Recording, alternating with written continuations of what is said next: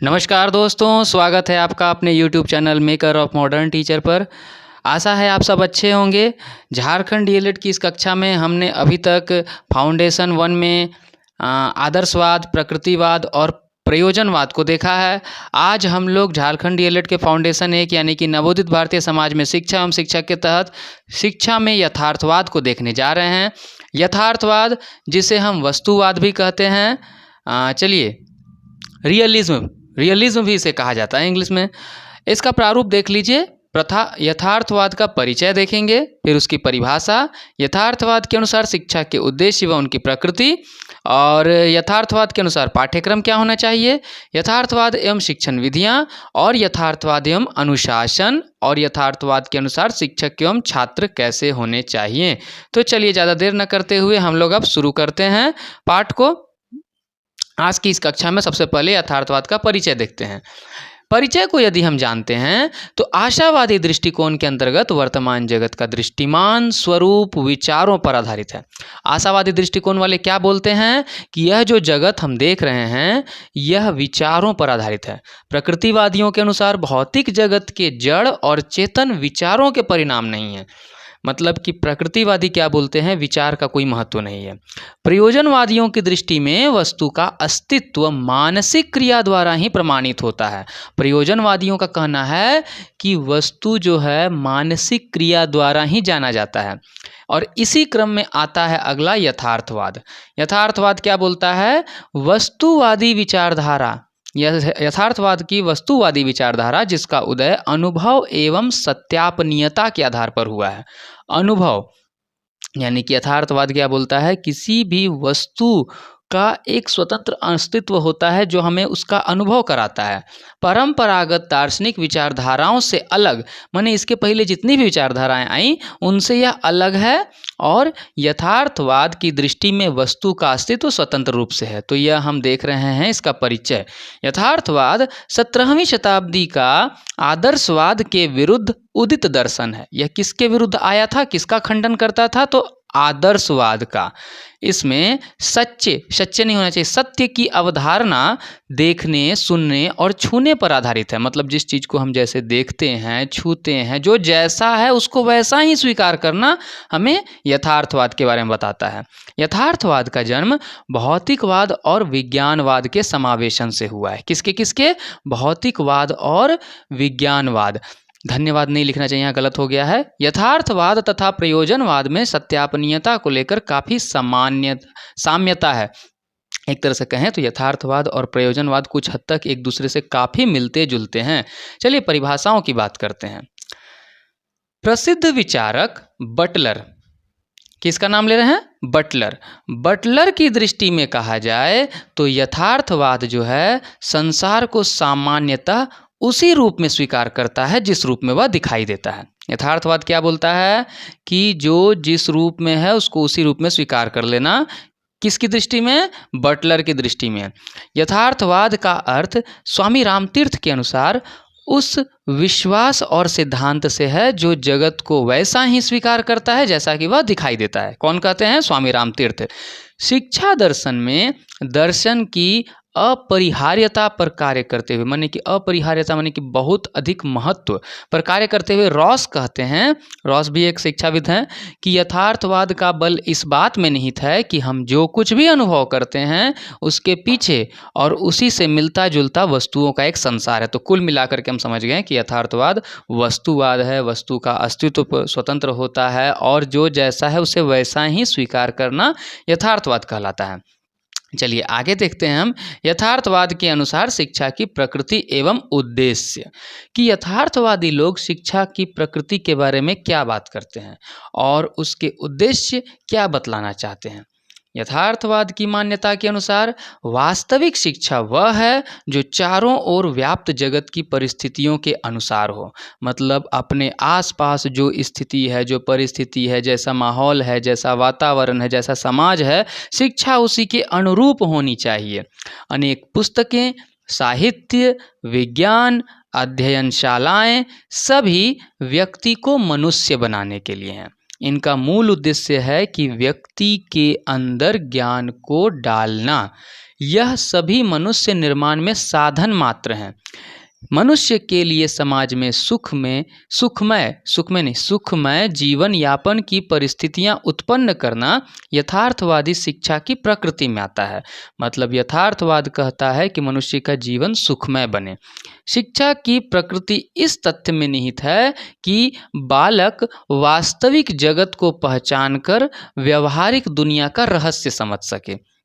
मतलब बालक वास्तविक जगत को पहचान ले, वास्तविक जगत को छोड़ करके वह नहीं जी सकता है। जो सच है उसको स्वीकार करना यथार्थवाद की देन है। वास्तविक शिक्षा तोते की तरह रटना नहीं, अपितु ज्ञान तथा विवेक के विकास में निहित है। यानी कि हमें किसी भी चीज़ को समझना चाहिए। यथार्थवादी शिक्षा के मूल प्रकृति में निहित हैं। यथार्थवादी शिक्षा के मूल प्रकृति में निहित है ज्ञानेंद्रियों के प्रशिक्षण पर विशेष ध्यान। ज्ञानेंद्रियों के प्रशिक्षण पर विशेष ध्यान, ना कि स्मृतियों पर, साथ ही व्यवहारिक जीवन हेतु समझदारी आदि। तो कुल मिलाकर के कहा जाए कि यथार्थवादी ज्ञान के तहत कहा जाता है कि जो है ना, ज्ञानेंद्रियों का प्रशिक्षण दिया जाए। आप जो देखकर, सुनकर, छूकर सीखते हैं या जानते हैं वह आपका मूल ज्ञान होता है। यथार्थवाद के प्रमुख विचारक J.A. कमेनियस की दृष्टि में शिक्षा बालक में जन्मजात रूप से प्रदत्त विकसित शक्तियों के विकास का कार्य करती है। किसका? जन्मजात रूप से प्रदत्त शक्तियों के विकास का। शिक्षा का अर्थ निर्माण है तथा विद्यालय मनुष्यों को ढालने का सही स्थान है। यथार्थवाद ने शिक्षा में आगमन पद्धति का प्रवर्तन किया।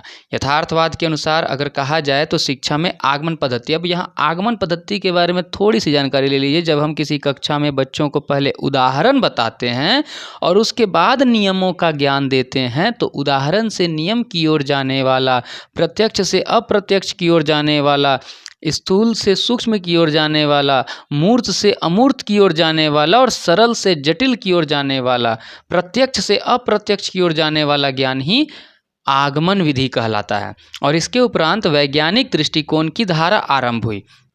इस दृष्टि हेतु यथार्थवाद में विवेक को आवश्यक स्थान प्राप्त हुआ। तो अर्थात कि बुद्धि का, विवेक का बहुत महत्व है यथार्थवाद में। यथार्थवाद के शैक्षिक उद्देश्यों को हम कुछ इस प्रकार से देख सकते हैं कि वास्तविक रूप से जीवन की कला सिखाना। क्या सिखाना? जीवन की कला सिखाना। सामाजिक परिवेश का पूर्ण ज्ञान देना और सामाजिक संस्थाओं के प्रति दायित्व निर्वहन की योग्यता का विकास। जीवन में सामंजस्य की भावना का विचार। चूँकि आप जो जैसा देख रहे हैं उसको वैसा ही स्वीकार करना यथार्थवाद की देन है। तो यथार्थवाद के अनुसार यह बात कही गई है कि आप सत्य से भाग नहीं सकते हैं। इसीलिए जीवन में, समाज में, वातावरण में, पर्यावरण में अपने लोगों के साथ सामंजस्य स्थापित करना यथार्थवाद की मूल देन है जी। और उसके बाद वैज्ञानिक दृष्टिकोण का विकास, ज्ञानेंद्रियों के सम्यक प्रशिक्षण का अवसर देना, तर्क बुद्धि परक ज्ञान का विकास, ये सब यथार्थवादी ज्ञान के मुख्य उद्देश्य कहलाते हैं। आगे देखते हैं हम लोग कि यथार्थवाद के अनुसार पाठ्यक्रम को क्या कहा गया है। यथार्थवाद के अंतर्गत आधारित पाठ्यक्रम में ज्ञान के संरक्षण तथा विकास का दायित्व शिक्षा पर आता है। मतलब ज्ञान को बचाना और विकास करना, ये दोनों जो है ना शिक्षा पर है। आपका विवेक तभी विकसित हो सकता है जब आपके पास शिक्षा आएगी। आदर्शवाद से साम्यता यानी समानता रखते हुए संचित ज्ञान का हस्तांतरण स्वीकार किया गया है। मतलब ज्ञान को अर्जित करना, ऐसा ज्ञान जो जरूरी नहीं है कि तुरंत ही काम दे दे, वो लंबे समय तक आपके पास रहना चाहिए, आपको काम देना चाहिए, ऐसा ज्ञान। यथार्थवाद में ज्ञान को महत्वपूर्ण स्थान प्राप्त है। ज्ञान की महत्ता के प्रसंग में प्रसिद्ध दार्शनिक बर्ट्रैंड रसेल का मानना है कि तात्कालिक प्रयोग हेतु प्रयुक्त ज्ञान के अतिरिक्त लंबे समय तक अस्थायी रहने वाले ज्ञान की भी आवश्यकता होती है। अर्थात जरूरी नहीं है कि जो ज्ञान अभी प्राप्त किए हैं सभी प्राप्त ज्ञान का सदुपयोग ही हो जाए। यह तो संचित धन राशि है जिसका प्रयोग भविष्य में कभी भी हो सकता है। इस प्रकार ऐसे ज्ञान भंडार को पाठ्यक्रम में स्थान प्राप्त होना चाहिए। पाठ्यक्रम में विषयों के सम्मिलित करने की चर्चा को विस्तारित करते हुए उन्हीं विषयों को पढ़ाने की सलाह दी जाती है जो बालक हेतु उपयोगी हो। जरूरी नहीं है कि आप जो पढ़ा रहे हैं वह अभी अच्छा लग रहा है या ज़रूरी है, इसलिए वो इसलिए पढ़ाया जा रहा है कि आपके भावी जीवन में वो हमेशा आपके लिए उपयोगी रहेगा। ज़रूरी नहीं कि वह अभी सीख ही जाएगा, अभी उसका उपयोग कर ही लेगा। वो उपयोगी है मतलब वो जीवन भर लंबे समय तक संचित रूप में रह सकता है। कुछ कथन ज्ञान के लिए ज्ञान, कला के लिए कला, संगीत स्वयं में आनंदपूर्ण है, यह सभी कथन यथार्थवादियों की दृष्टि में व्यर्थ है। मतलब ऐसा ज्ञान नहीं जिसमें ना आपको आनंद मिले, सुख मिले, चैन मिले, संगीत मिले, मनोरंजन हो, इन सब को यथार्थवाद विरोध करता है। भाषा में आधुनिक भाषाओं को स्थान मिलना चाहिए क्योंकि इनके माध्यम से स्वस्थ सामाजिक अंतःक्रिया होती है। स्वांतः सुखाय हेतु साहित्य, कला, संगीत, नृत्य को स्थान नहीं मिलना चाहिए। देखिए ये यथार्थवाद कहता है संगीत, कला, नृत्य आदि जो ज्ञान मनोरंजन वाले होते हैं इनको नहीं पाठ्यक्रम में उतना स्थान देना चाहिए। यथार्थवाद वैज्ञानिक विषयों को जीवन में अत्यधिक उपयोगी मानते हुए पाठ्यक्रम में गणित, रसायन शास्त्र, भौतिकी, जीव विज्ञान, खगोल विज्ञान को सम्मिलित करने पर बल देता है। यानी कि ये मूल रूप से वैज्ञानिक दृष्टिकोण विकसित करना चाहता है बच्चों में, क्योंकि विज्ञान एक ऐसा विषय है जो जीवन में हमेशा के लिए उपयोगी रहेगा। संक्षेप में कहा जा सकता है कि यथार्थवाद पाठ्यक्रम में विज्ञान और तकनीकी विषयों को प्रधान तथा साहित्य, कला, नृत्य आदि विषयों को गौण स्थान प्रदान करता है। तो यह थे यथार्थवाद के अनुसार शिक्षा के पाठ्यक्रम क्या होने चाहिए। यथार्थवाद एवं शिक्षण विधियों पर चर्चा कर लेते हैं। शिक्षण विधि में बात की जाए तो वस्तुनिष्ठ विधि को प्रमुख स्थान प्राप्त है यथार्थवाद में। यथार्थवाद तथ्य केंद्रित शिक्षण विधि की अवधारणा को स्वीकार करता है, यानी कि यथार्थवाद खंड से पूर्ण की ओर आधारित शिक्षण विधियों का समर्थन करता है। जैसे यथार्थवादी अध्यापक खंड से प्रारंभ करता हुआ विद्यार्थी को पूर्ण तक ले जाएगा, यानी कि आपको जो छोटे छोटे चीज़ें जो हैं ना, जिससे छोटे छोटे ज्ञान को पहले सिखाना और उसके माध्यम सबको एकत्रित करके बड़े ज्ञान की ओर लेकर के जाना, यानी कि आगमन विधि के अंतर्गत शिक्षण विधि का प्रयोग करना इसके अंतर्गत ज़्यादा आता है। शिक्षण विधि में ध्यान देने योग्य जो बातें कही गई हैं कि देखिए यहाँ खंड से पूर्ण फिर से समझा दे रहे हैं। खंड का मतलब हो गया ना कि कोई भी ज्ञान एक साथ पूरा नहीं बता देना, उसको टुकड़े टुकड़े में कर करके बताना। शिक्षण विधि ऐसी हो जो विद्यार्थी को इस योग्य बनाए कि जगत को उसी रूप में समझने जैसा हो।